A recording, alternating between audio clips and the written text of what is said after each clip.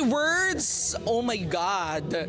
Siguro first word will be, syempre nakakatawa, di ba? Pangalawa, success.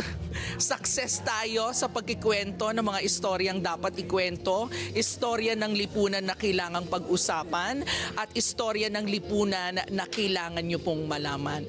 And third, gold. You know, just like gold, Live Aids is, for me, precious, no, in my own experience. And I think it's also precious to our audience because this is something that will make them laugh, but at the same time will keep them informed and will make them involved in the discussions of what's happening around us. So manood po kayo ng Live Aids, A Laugh Story. This is our 35th installment. Hatid po sa inyo ng UP Samascom or UP Samahan ng Mag-aaral sa Komunikasyon ngayong darating na May 9, 10, and 11.